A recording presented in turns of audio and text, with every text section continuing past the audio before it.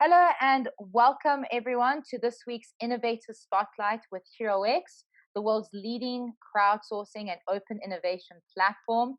My name is Desi Maliaka and I am the Innovation Manager at HeroX. Today I'm joined with Hugo Shelley. Hugo is one of HeroX's most decorated solvers, so I'm super excited to speak to him. Hugo, now I acknowledge earlier this year we spoke to you, and we talked about how you use the platform and how you go about finding the right team of experts to participate in the challenges that are on our platform. But today, we really want to take a deeper dive into who Hugo is as a solver. So with that, Hugo, please will you tell me a little bit more about who you are, where you live, and how it was that you found HeroX? Sure. So I'm from Scotland originally. I now live and work in London. And I work in a prototyping lab. So my time is spent mostly designing and building prototypes for startups. Mm-hmm. So that's the world I'm kind of constantly in. And so the HeroX challenges are kind of, for me, an extension of that world of trying to find solutions to sometimes quite strange and interesting problems. So you live in this world of problem solving, is that correct? For most of my time, and including free time as well. So it's hard to turn it off sometimes. Could you tell me a little bit more about that world that you live in, and which, when you're not, competing on HeroX, that you live in, and what you do? Sure. So most of my time is spent consulting and trying to find solutions involving new technology to problems that companies, usually startups, have. Mm-hmm. So whether that's building a new product or coming up with something to solve an existing problem the company might have, I will be on hand to help out with a solution, usually tech-based. Mm-hmm. So involving electronics or involving some other new technology that's relevant to what they're doing. Mm-hmm. So it's difficult to find a word for it, but innovation consultancy or prototyping and design, I'm kind of involved in both. How long have you been operating in that world approximately? It's been a while. It's been around 5 or 6 years. I mean, I started off when I left university going into product design for magicians and performers. Oh, wow. So I spent several years, and I still do to an extent, making props for those particular people. So for me, that was a great way to get involved in a slightly different way of thinking about problems and kind of coming at problems from a kind of a different perspective. Through that route, I kind of went from what I was studying before, which was philosophy and physics, from there into performance art, from there into technology, and from technology into HeroX and associated challenges. Wow, that's awesome. I love hearing a non-traditional path into. Yeah, it's been a very strange path through it. But I mean, in the sense, it's kind of it's similar things. I mean, I'm kind of interested and fascinated by technologies that help people see the world in a different way. Mm-hmm. And I think whether that's for a piece of performance or theatre, or whether it's to solve a particular technical challenge for a product, often it's the same kind of thinking that helps you get there. Yeah. So that's super interesting. So let's talk a little bit more about that, because you haven't mentioned once how participating or doing what you do on HeroX has anything to do with a monetary prize attached to it. So what is it for you that makes you want to participate in these types of challenges and to an extent do what you do? I think more than anything else, it's an opportunity to look at a problem which I might not necessarily be aware of, and to kind of immerse myself in a completely different world for a period of time. And I think it's the excitement of working with different experts, different specialists, and just learning a bit about the problem. That's really the most exciting part of it. Mm-hmm. I mean, there are definitely challenges in HeroX that are in areas that I've never come across before and never even considered. And after several months of working on it, suddenly then you realize how important that problem is. That in itself is worth the time it takes to enter. That's awesome. Can you must have some really great stories about, because no one can be an expert in every single field, right? So you must have come across, and I know that you have participated in challenges that cover a range of different topics. So when you do come across those challenges that you, as you said, you've never seen before, how do you set yourself up for success like that? If you're not an expert, like what's the next step to actually lean into that passion of solving problems? Sure. I mean, I think the first step, like even if in the end you will be working with someone who is an expert, just immersing yourself in their world, even for just a few weeks, and trying to understand a bit about the problem yourself just helps you identify the people who know way more than you do. So I think that process of just getting myself lost in the challenge and realizing how big of a challenge it is, what those kind of questions are, helps lead me to the people who will be able to help with that particular problem. It's often the most enjoyable phase in the beginning until you realize, like, wow, this is so much harder than I thought it was. There's no immediate solutions to this. This is why it's a problem in the first place. And kind of understanding the context of the challenge and why people have posted the challenge, why they're struggling with it, and why there's no immediate answer to it. That's my starting point for all the challenges I've been involved in. And would you say that the more challenges that you participate in, like that kind of methodology is just like grows and strengthens? Or how if you can think back to Hugo when he first started, it was the first challenge he entered, to Hugo with the most recent challenge that he entered, like what is the difference between those two Hugos?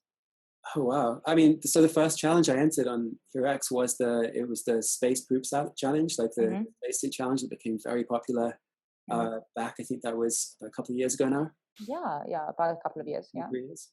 And that was. I mean, I'd never had any experience of working with these kind of design challenges before, so that was a kind of an interesting step into it. I mean, I knew how many people were entering. I really didn't have any expectations of getting anywhere with the competition. For me, it was just it was something to take my mind off what I was doing at the moment, to get involved in a completely different world. To an extent, it still is.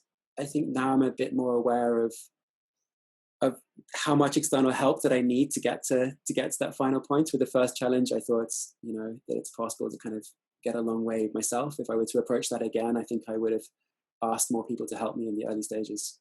So, yeah, I think getting better at building teams and getting better at motivating people as part of that team, maybe that's what's changed over the last few years.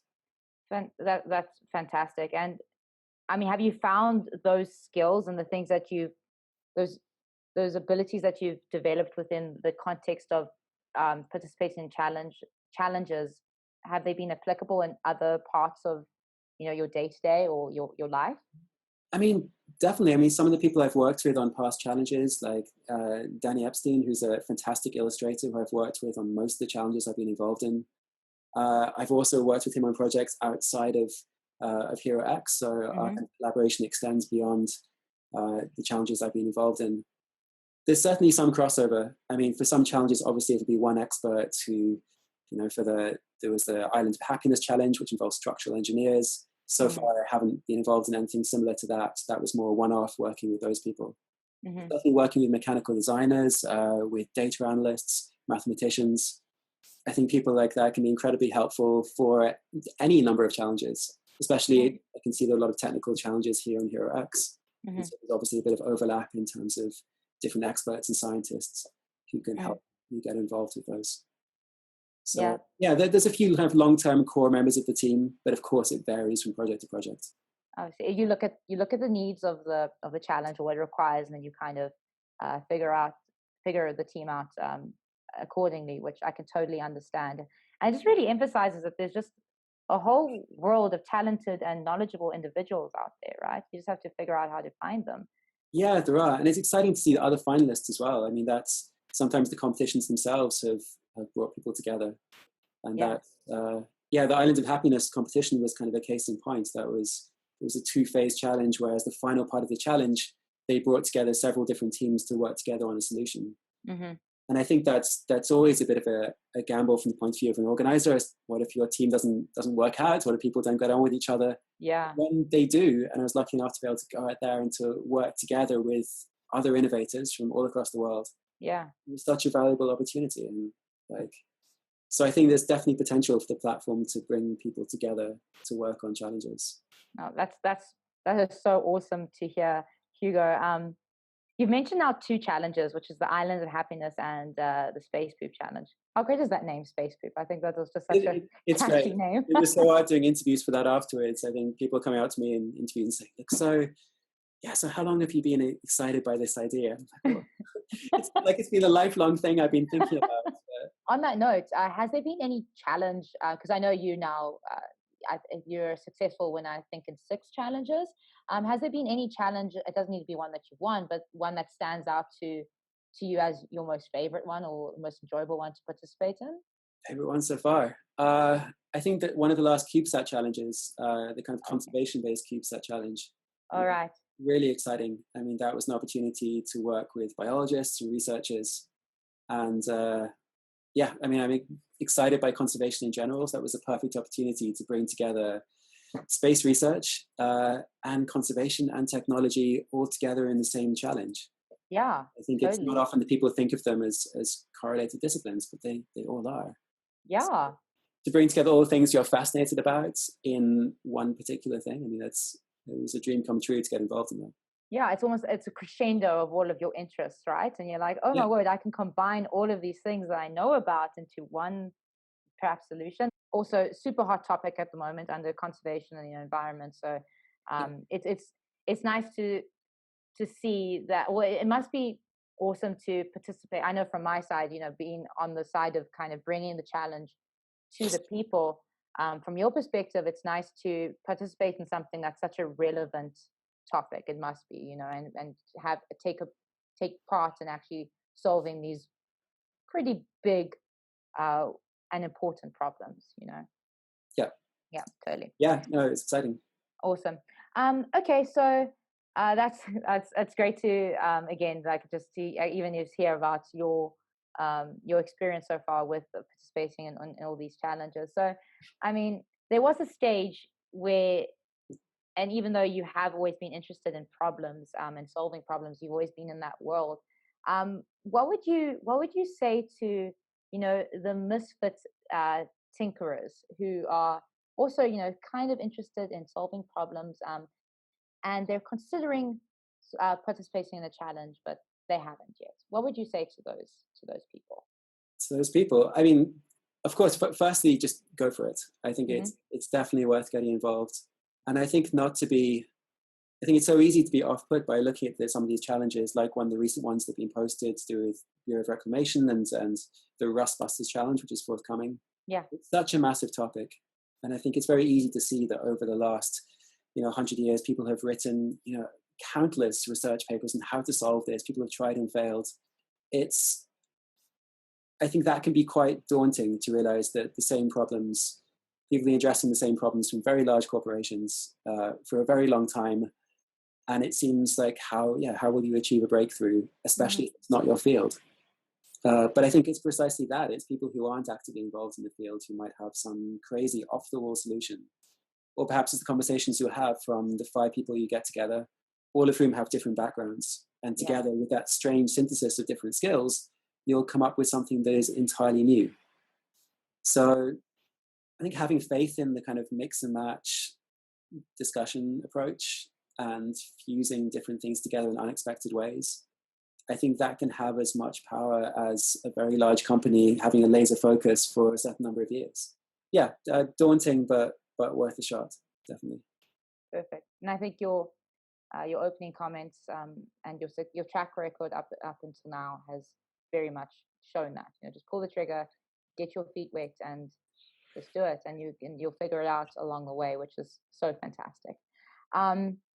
So Hugo, before we wrap it up, because I do want to be respectful of your time, but as as I mentioned at the very beginning, you are one of HeroX's most decorated innovators, and it sounds like you've had a lot of fun actually participating in these challenges, which is, right. Yeah. in my opinion, a very important aspect of pretty much anything. Is there any little tidbits that you can leave with the crowd? Any closing remarks as we kind of bring this to an end?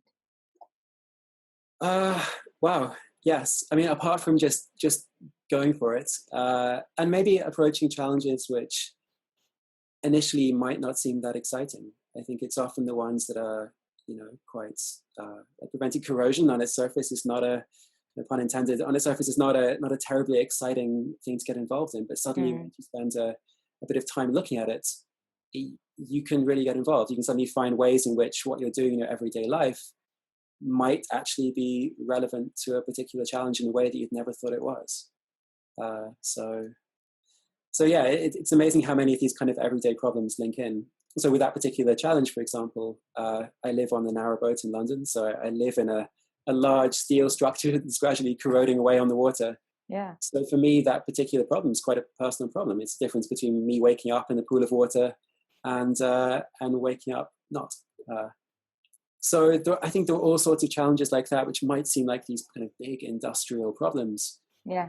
They can be narrowed down to something which is quite personal to you. I think once you find that personal link, that's what's going to drive you forwards to putting in the ridiculous amount of time and effort that are needed to actually produce something that gives you a chance of success. That is a fantastic way to just bring it to a close there. Hugo, thank you so much for taking the time to chat with me today. I feel like every single time I speak to an innovator or, just someone who has participated in these challenges, I learn something new, and it just brings a whole different layer of, what we're doing is important. And, one of HeroX's missions is to show the world that open does indeed win, and open innovation does get you some incredible results. And again, it's always great to speak to people like you, innovators like you, because you are that hard proof that no matter who you are, no matter what your background is, no matter where you live, you could have that solution to someone's problem or a big problem in today's world. So again, thank you so much for taking the time to chat with us, or with me, and I look so forward to seeing you on one of the other challenges that we host on the HeroX platform. So thanks again, Hugo, and have yourself a great evening. Thanks a lot. Take care. Thanks.